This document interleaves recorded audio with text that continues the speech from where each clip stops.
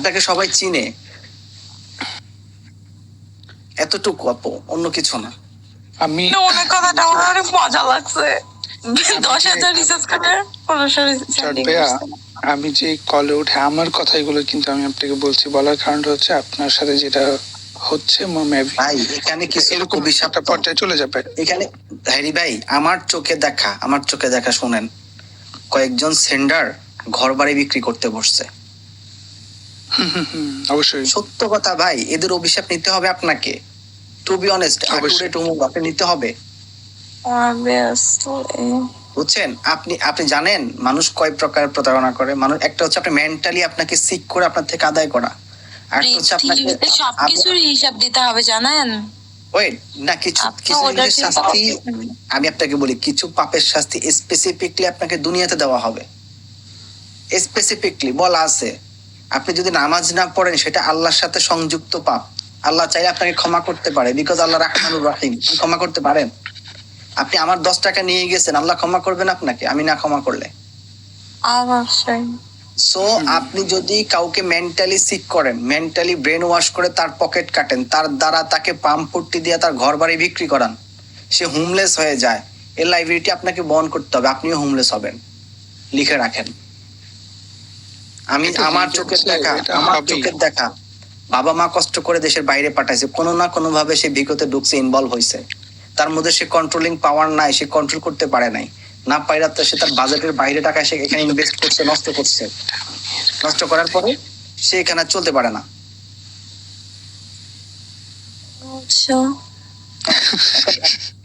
কি হ্যারিবে, আমি কি মিথ্যা কথা বলছি? না না, আপনার কথা সব ঠিক আছে, আপনার কথাবার্তাও সব ঠিক আছে, ইভেন আপনি আপনার লাইফ নিয়ে যেটা করতেছেন ওইটাও ঠিক আছে, বাট হচ্ছে আপনি খুব গভীর মায়ায় পড়ে গেছেন, এটা আমি বুঝতে পারতেছি। বাট ওইটা ওর মায়া হওয়ার রিজন আছে আসলে, মানে দেখা যায় না একটা ছেলে যখন বাবা থাকে না, মা থাকে না, তার তো হচ্ছে একটা কথা বলার জন্য মানুষের প্রয়োজন থাকে, একটা মেন্টালিটি, সে বাইরে থাকে। আমি একদম টু বি অনেস্ট আপনাকে বলি, ধরেন আমি রিয়েল লাইফে যদি আমি ফেসবুকে একটা মেয়ের সাথে যদি কথা বলি, হ্যাঁ, 1 মাস 2 মাস পরে আসো বিয়ে করি, বুঝছেন? যার সাথে কথা বলতে যাবেন আসো বিয়ে করি, মানে ওদের প্রায়োরিটি লাভ বলতে বুঝে আপনি বিয়ে করেন নাই, আপনি লাভ করেন নাই, ইটস ট্রু, এটাই মনে করে, বুঝছেন? আচ্ছা ঠিক, আমার একটা ধরেন আমার প্রতি মাসে আমার একটা বাজেট আছে, আমি এই টাকাটা খরচ করব। ধরেন আমি বিগতে আসলাম না, আমি এক জায়গায় ঘুরতে গেলাম, আমার কি খরচ নাই? আমার যে বাজে খরচটা ওটা তো অবশ্যই প্রত্যেক মাসে থাকে না, প্রত্যেকটা ছেলের থাকে। আমি বাজেটের একটা অংশ বিগতে নষ্ট করি, গ্রেডি খেলি, সেন্ডিং করি, ঠিক আছে? এবং আপনি দেখেন, আমি যদি $1,000 যদি একটা জায়গায় ঘুরতে যাই, ওটা সেটা 2 ঘন্টায় শেষ হয়ে যায়, ঠিক আছে? আর আমি বিগত যদি $1,000 সেন্ডিং করি, $1,000 ডায়মন্ড ক্রয় করি, গ্রেডি খেলি, ওইটা নষ্ট হইতে 5 থেকে 7 দিন লাগে। কিন্তু এখানে একটা কথা আছে, আপনি বিগতে যেটা বলতেছেন যে বিগতে আপনি বাজেটটা কন্ট্রোল করতে পারবেন না, ওটা আপনার হাতে থাকবে না, ওটা আপনার তার কাছে থাকবে। আমি করি আলহামদুলিল্লাহ, আমি কিভাবে করছি আমি আপনাকে বলি। আমি ওইদিকে পারি, ধরেন আপনি আমি যদি বলেন আজকে থেকে বিগতে আইসন, আমি আসবো না, ঠিক আছে? আপনি আমাকে যদি হিট করেন, আপনি যেমন ঘৃণা, ভাই ঘৃণা এমন এক জিনিস, এগুলো বলে না, বলে না, না পিকে আমি থাকি না, কারণ আমার সাথে টাইমে মিলে না, আমি থাকি না। ও আচ্ছা আচ্ছা, বুঝছেন? আমি ওদের যখন পিকে থাকে তখন আমার এখানে ভোর 7টা 6টা আমি ঘুমিয়ে থাকি, সো ওই দিকে আমার কোনো সমস্যা না, আমি ওকে যতটুকু টার্গেট করে দেওয়ার দিই চলে যাই, ঠিক আছে? ধরেন আমি এই মাসে আমি রিচার্জ নিয়েছি কত, 26K রিচার্জ নিয়েছি, মাসে কত 1 লাখ। আচ্ছা আচ্ছা, তাহলে ভালো খেলেন আপনি। হ্যাঁ, অনেক ভালো খেলে আলহামদুলিল্লাহ। আমি দিকে তো আমি এখানে ভালো খেলার একটা অপশন আছে, আমার একটা কাস্টমার আছে ব্ল্যাক পিপল, ও অনেক ভালো খেলে, তো ও আসলে ওকে বসায় রাখা খেলি, বুঝছেন? তো আমি যতটুকু পারি তাকে সাপোর্ট করে যাচ্ছি। এখন ধরেন আমি এখানে বোকা সেজে বসে আছি, আপনি আমাকে মুরগি বানানোর দরকার, আমি মুরগি সেজেই বসে আছি, যেদিন আমার মনে হবে যে আমি আর থাকবো না, আমি থাকবো না, কিন্তু আপনি যে আমার সাথে ফ্রডিং করছেন এটা আমার মাথায় থাকবে। আপনি জানেন আমার প্রতিদিন ওই মানুষটার কল দিতে ইচ্ছা করে, তখন কি করি, এই যে অডিও বোর্ডে মানুষের কল উঠা কথা বলি, মানে যখনই হচ্ছে কথা ফোন দিতে ইচ্ছে করে, একটা রেগুলার অভ্যেস হয়ে গেছে আর কি। তো পরে ভাবি যে থাক একটু কল দিই, যা হওয়ার হয়েছে একটু কথা বলি, ভালো লাগবে। তখনই কি করি, ওই মানুষের বোর্ডে গিয়ে শুধুই মানে কলে উঠা কথা বলে পরে ওই ওই জিনিসটা আর কি আমি সরাই ফেলি। ওয়াও, কি বুদ্ধি! কারণ আম- কল আমার আর দিলে, একবার করতে কল হবে। দিলে আমি তার কাছে মানে সবসময়ের জন্য ছোট হয়ে গেলাম আর কি।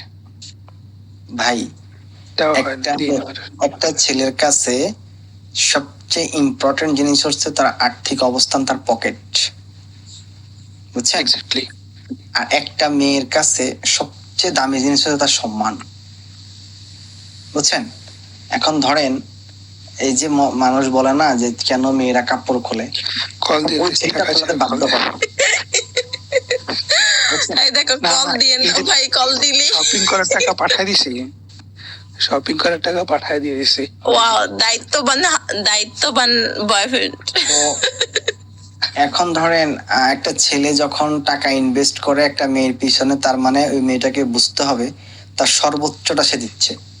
আর যখন একটা মেয়ে একটা ছেলের সাথে বাজে কিছু করে, হ্যাঁ, তখন ছেলেটাও বুঝে নিতে হবে তার সর্বোচ্চটাই আমাকে দিছে, ঠিক আছে? তো আমরা দেখেন, আমি আচ্ছা আচ্ছা, আমি বলেন, একটা বলেন। কথাই বলি যে প্রবাসীরা একটা ছেলেও বোকা না, সবাই এখানে টাইম না। স্পেন্ড করতে আসে, জাস্ট একটু বিনোদন নেয়। আপনি যদি এটাকে পুঁজি মনে করে যদি মনে করেন যে না ও ভ্যানিশ, এটা আপনি বোকা, আপনি নিজে ভ্যানিশ, আপনি বোকা। আমাকে, আমি একটা কথা বলি, আমাকে হচ্ছে আমার গার্লফ্রেন্ড কিছু চকলেট, একটা চকলেট আছে ওর খুব ফেভারিট, পরে বলছে কেউ আসলে এটা পাঠাইতে, পরে বললাম যে আচ্ছা ঠিক আছে। ওর ফোন যখন আমি চেক করলাম, তখন ওই যে স্ন্যাপচ্যাট, ওই যে জাস্ট ফ্রেন্ডের সাথে কথা বলে, দেখলাম ওরে এই স্ন্যাপচ্যাটে পিকচারটা পাঠাইছে, ও পাঠানোর জন্য মেবি আর কি ওই চকলেটটা। আমি অবাক হয়ে গেছি। ওর থেকে আইনা পাঠাইছে। ভাই, হ্যাঁ, মুঝে মারো। মানুষের বয়ফ্রেন্ড কত কিছু দেয়, আর জীবনে আমি একটা বয়ফ্রেন্ডে পাইলাম না। এটা কিন্তু কখনো গিভ এন্ড টেকটা চিরস্থায়ী হয় না ভাই, কখনোই হয় না, একটা পক্ষ আপনি- থেকে স্যাক্রিফাইস করতে হবে। আমার আইডি কে আনফলো করতে, ব্লক করে নাই, আনফলো করে দিচ্ছে, তার একটু দ্বিধাবোধ, মানে একটু কাঁপে নাই। এটা স্বাভাবিক ভাই, পৃথিবীটা আসলে এরকম। ওই যে সবকিছু জেনে গেলে তখন আর ও ওরকম বিহেভটা থাকবে না, এর স্বাভাবিক সম্মানটা দেখাবে না। ভাই আমি তো ধরেন আমি ভেঙে পড়ি না, বিকজ আমি তার কাছে কোনো কিছু এক্সপেক্ট করি নাই। আমি যদি কোনো এক্সপেক্ট করতাম তাহলে আমি ভেঙে পড়তাম, আমি ভেঙে যখন পড়ি নাই। আপনি ইমোশনাল হয়ে গেছিলেন, সবচেয়ে দুঃখ না, কিন্তু আমার লাগছে, আপনি গার্লফ্রেন্ডের আমার লাগেনি। সবচেয়ে বড় কষ্টটা হচ্ছে যে আমি ওর কাছ থেকে শুধু একটা কল আশা করছি,